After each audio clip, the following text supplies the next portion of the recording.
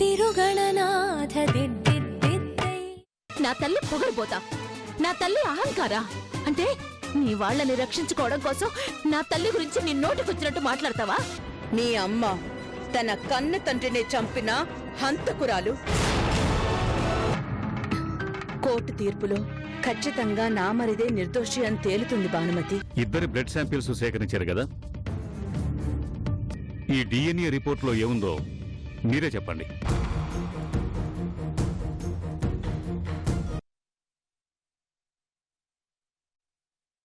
కృష్ణప్రసాద్ భార్గవికి కన్న తండ్రిని నిర్ధారించబడింది సార్.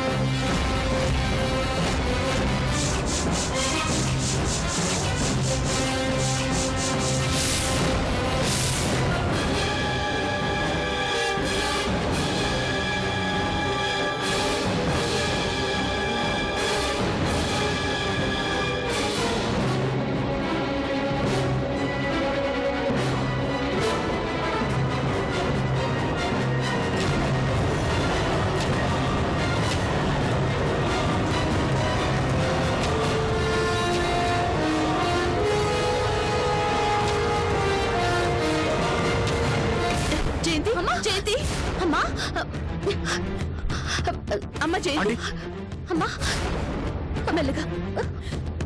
జయంతి, రాజా హాస్పిటల్ కి తీసుకెళ్దాం పదా. జయంతి జాగ్రత్త.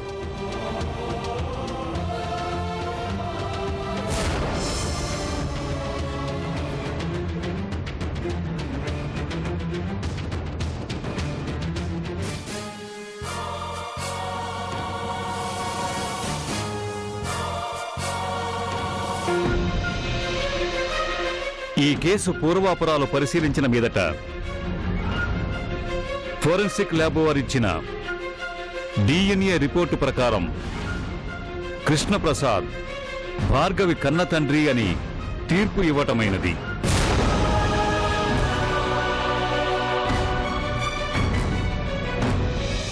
భార్య ఉండగా మరొక స్త్రీతో వివాహేతర సంబంధం కలిగి ఉండటమే కాకుండా ఆమెకు పుట్టిన బిడ్డకి తండ్రిగా అంగీకరించకపోవటం నేరంగా పరిగణిస్తూ ఆ నేరానికి గాను సెక్షన్ ఐపీసీ. ఒక్క నిమిషం యువర్ ఆనర్.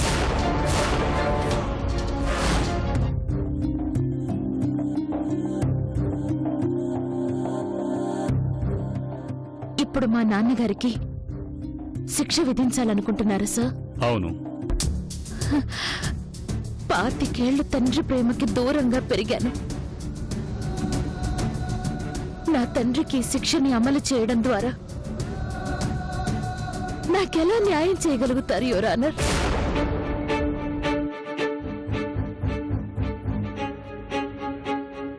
మరి నువ్వు కోరుకునేదేంటమ్మా?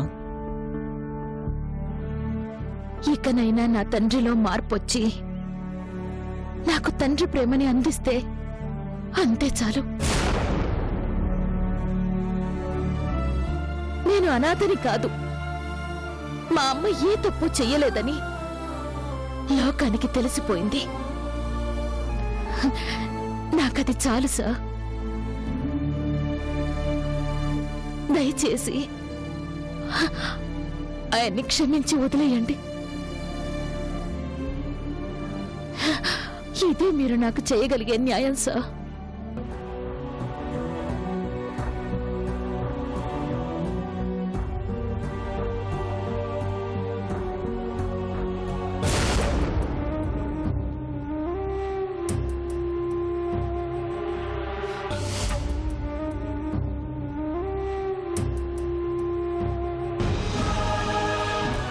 భార్గవి అభ్యర్థన మేరకు కృష్ణప్రసాద్కి శిక్ష వేయకుండా వదిలేస్తున్నాను.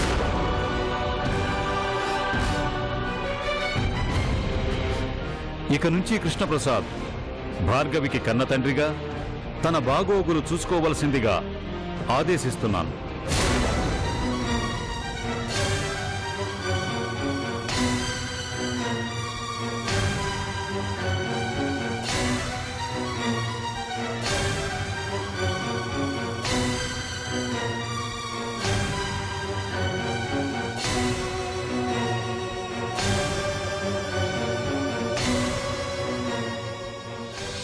వదలండి.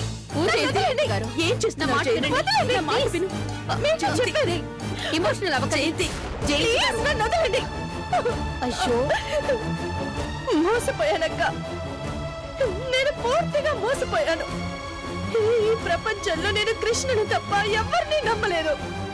నన్ను మోసం చేశాడు, నిలవన మోసం చేశాడు.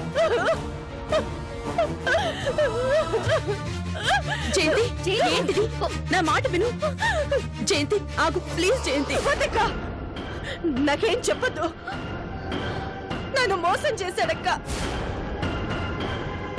ఎంత నమ్మించాడు, ఎన్నెన్నో కబుర్లు చెప్పాడక్క.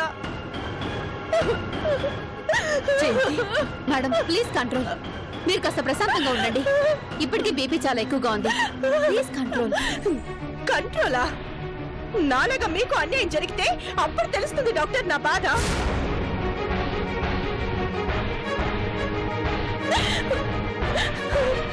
జయంతి,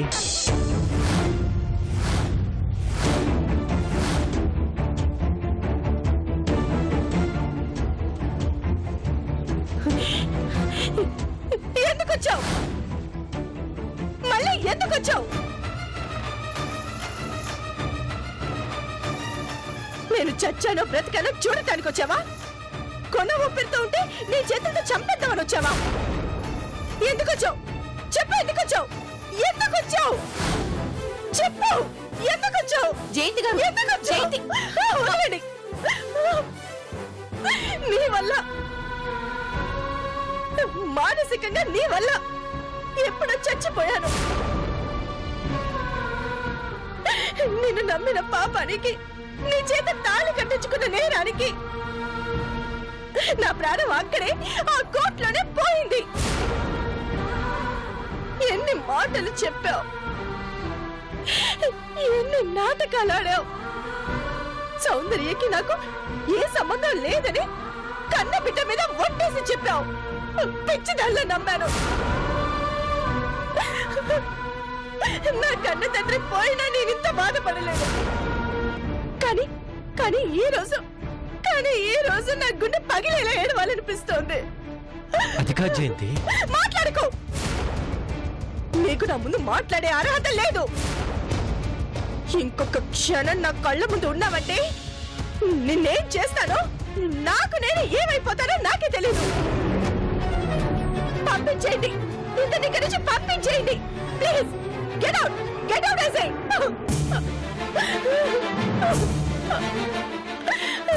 సార్ మీరు బయటికి వెళ్ళండి ప్లీజ్. లేదు డాక్టర్, తనతో ఒకసారి మాట్లాడు. కృష్ణ, నీకొకసారి చెప్తే అర్థం కాదా? వెళ్ళు, వెళ్ళు ఇక్కడి నుంచి, వెళ్ళు.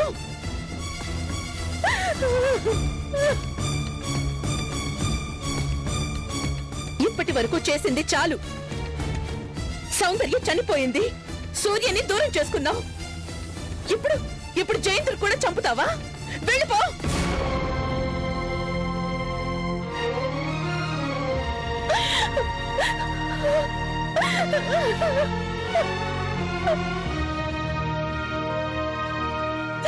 మీరు ఎమోషనల్ అవ్వకండి ప్లీజ్ అండి. ఈవిడ పరిస్థితి అస్సలు బాగోలేదు. దయచేసి మీరు వెళ్ళండి.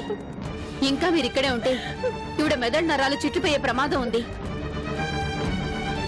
వెళ్ళండి ప్లీజ్.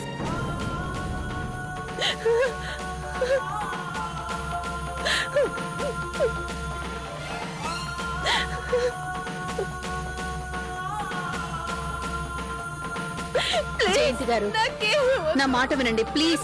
ఎగ్జిట్ అవ్వకండి, మీరు రిలాక్స్ అవ్వండి ప్లీజ్. పడుకోండి. జయంతి, రెడీ చేయి ప్లీజ్. జయంతి గారు, టెన్షన్ అవ్వకండి ప్లీజ్ అండి. ప్లీజ్ కామ్గా పడుకోండి ప్లీజ్ ప్లీజ్ ఎగ్జిట్ అవ్వకండి వెళ్ళిపోతాం బేబీ షూటప్ అవుతుంది ప్లీజ్ అండి నా మాట వినండి ప్లీజ్ రిలాక్స్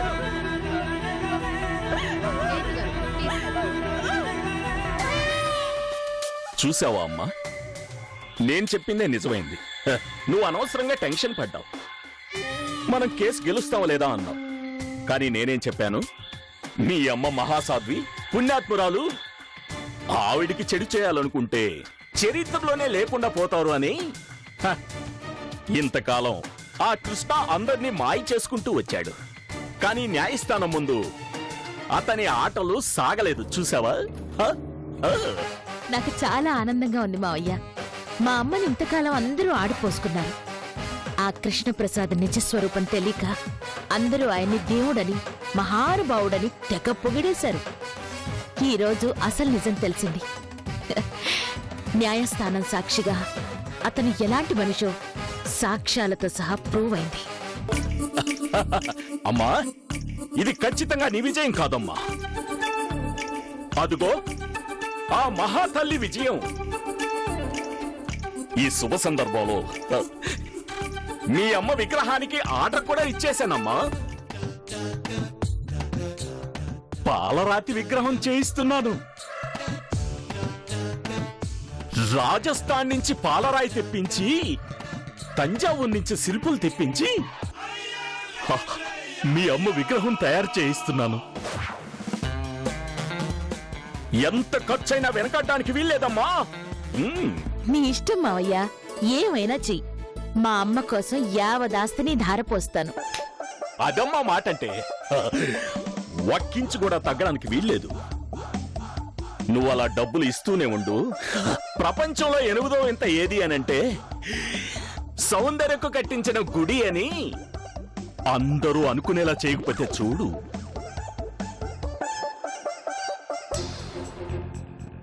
అంతా బాగానే ఉంది, కానీ నాకు మాత్రం ఒక విషయంలో మాత్రం చాలా బాధగా ఉందమ్మా. ఏంటది? ఇప్పుడు నువ్వు 25 ఏళ్ల తర్వాత పోరాడి మరి మీ నాన్న మీద గెలిచావు. మీ అమ్మ మహాపతివ్రతని నిరూపించావు. మరి నీకింత అన్యాయం చేసిన ఆ కృష్ణప్రసాద్కి శిక్ష పడేలా చేయాల్సింది పోయి శిక్ష ఎందుకు వద్దన్నావమ్మా? ఏమ్మా, ఇందుక నువ్వు కేసులు పెట్టి పోరాడి గెలిచింది? నాకేం నచ్చలేదమ్మా. నువ్వు చాలా తెలివిగలదాని అనుకున్నాను గాని ఇంత తెలివి తక్కువదానని అస్సలు ఊహించలేదమ్మా. మావయ్య, అందరిలా చేస్తే నేను భార్గవిని ఎందుకవుతాను? నేనక్కడ అలా అంటేనే అందరి దృష్టిలో గొప్పదాన్ని అవుతాను. ఆ కృష్ణప్రసాద్ని ఆ కుటుంబం మొత్తం ద్వేషించాలి అంటే నా మీద సాఫ్ట్ కార్నర్ డెవలప్ కావాలి. ప్రతిదానికి ఒక లెక్క ఉంటుంది మావయ్య. 25 ఏళ్లుగా కృష్ణప్రసాద్ చేసిన మోసం బయట పెట్టినట్లే నేను పడిన వేదన కూడా అందరికీ తెలియాలి. మా అమ్మ పడిన నరకమేంటో తెలుసుకోవాలి. శిక్ష వేస్తే ఏముంది? మహా అంటే జైలుకెళ్తాడు, అంతేగా? అదేం శిక్ష మావయ్య? అసలు శిక్ష నేను వేస్తాను. నరకం ఎలా ఉంటుందో మా అమ్మ సాక్షిగా నేను విధిస్తాను.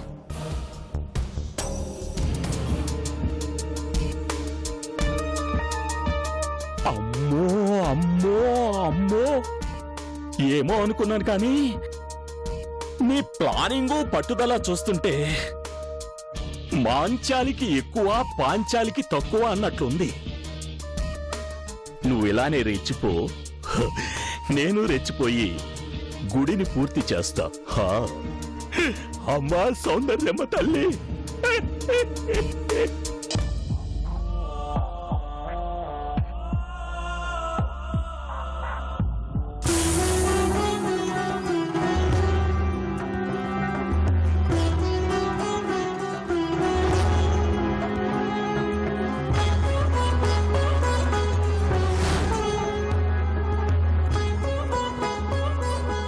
ఏంటి స్వామి ఇది? నేను ఏ తప్పు చేశానని నన్ను ఈ స్థితికి తీసుకొచ్చావు? ఏ కుటుంబం అయితే నా బలం అనుకున్నానో ఆ కుటుంబం నన్ను అసహించుకునేలా చేశావు. ఎందుకు ఇలా చేశావు?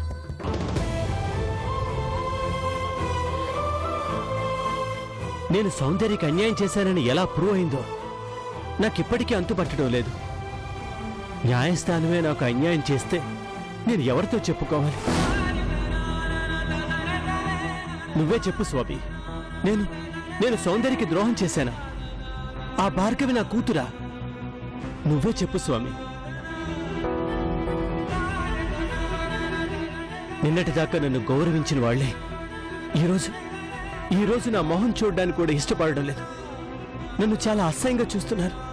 నా భార్య, నా వదిన, నా కూతురు, నా అల్లుడు అందరూ నన్ను ఒక పురుగును చూసినట్టు చూస్తున్నారు. ఎందుక నేను బ్రతుకున్నాను?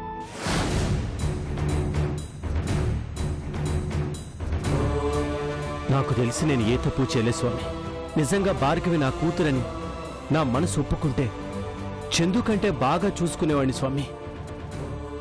అసలు సౌందర్యతో ఎలాంటి సంబంధం లేకుండా నేను తన బిడ్డకి తండ్రినని ఎలా నిరూపించబడ్డానో నాకిప్పటికీ విచిత్రంగానే ఉంది.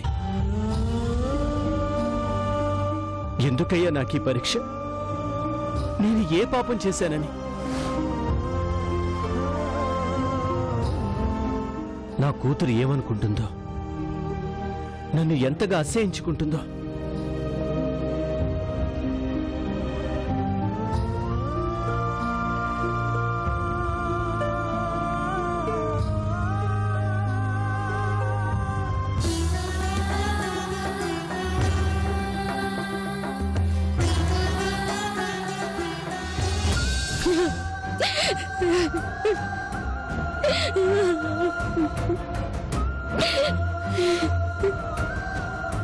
ఊరుకో చందు.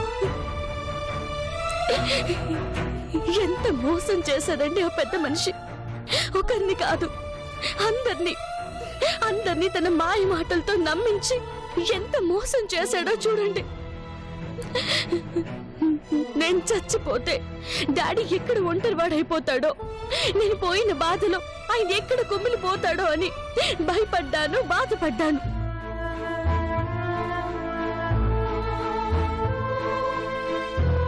కానీ ఆయన ఎవ్వరి కోసం చావడు.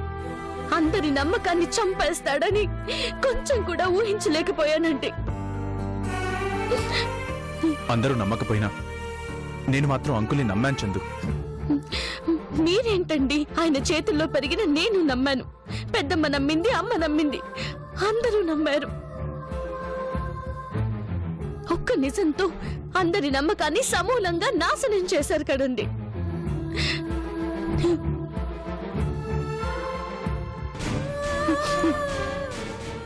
తాతయ్య చాలా అదృష్టవంతుడు. ఈ నిజం తెలుసుకోకుండానే కడతేరిపోయారు. లేకపోతే ఇప్పుడు ఈ రోజు కుమిలి చచ్చిపోయి ఉండేవారు. తన చేతులతో తన కన్న కూతురు గొంతు కోశానని కుమిలిపోయేవారు. అసలు అలాంటి దుర్మార్గుని నా కన్న తండ్రి అని చెప్పుకోవాలంటేనే చాలా అసహ్యంగా ఉందండి. వద్దులే చందు, అనవసరంగా మాటలెందుకు? జరిగిందేదో జరిగిపోయింది, వదిలే. ఎలా వదిలేయాలండి? మా నాన్న శ్రీరామచంద్రుడని సర్టిఫికెట్ ఇచ్చి జయంతి అమ్మని తెచ్చి పెళ్లి చేశానండి. సాటి ఆడదాన్ని నేను మోసం చేశాను.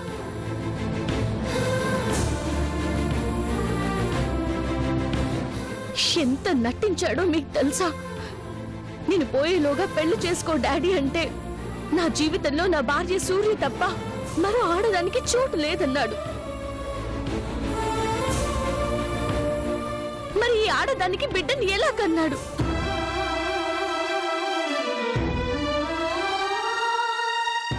కనీసం తను సౌందర్య అనే ఆడదాన్ని పెళ్లి చేసుకున్నానన్న విషయం ఎవరికైనా చెప్పాడా? పెళ్లి చేసుకున్నాడు కానీ ఏ పాపం తెలియదన్నాడు. చివరికి నా మీద ఒట్టేశాడండి. ఇలాంటి తండ్రిని ప్రపంచంలో ఎక్కడైనా చూసుంటారా? ఆ భార్గవి మొత్తుకుంటూనే ఉంది. నా కన్న తల్లి చచ్చిపోతూ రాసింది ఈ డైరీలు చూడండి, ఆ ఫోటోలు చూడండి అని అరుస్తుంటే పట్టించుకోలేదు. ఈయన గారి మీద నమ్మకంతో ఆ భార్గవిని తప్పు పట్టాం. కానీ నాకు ఈ రోజు అనిపిస్తుందండి, భార్గవికి మనం అందరం అన్యాయం చేశామని.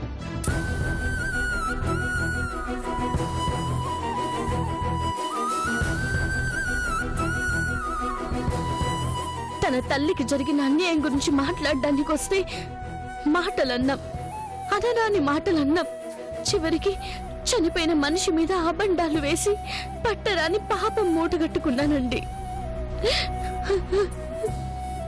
కనీసం ఇంతమందిలో ఒక్కరితో అయినా మీ డాడీ నిజం చెప్పుండాల్సింది.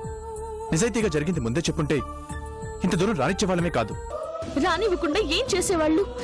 ఆ రోజు మామగారి కోసం మాటలు పడ్డట్టు నిజం దాచేసి మాయ చేసేవాళ్ళ?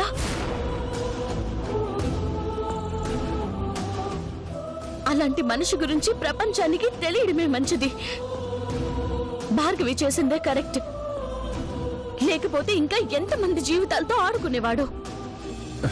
చందు కూల్. ఎలాగండి? ఆయన చేసిన పనికి గుండె మండిపోతుంది. అలాంటి మనిషికి కూతురుగా పుట్టినందుకు సిగ్గుగా ఉంది. అసలు ఆయన నా తండ్రే కాదు. నా తండ్రి ఎప్పుడో చచ్చిపోయాడు. చందు ఊరుకో ఊరుకో.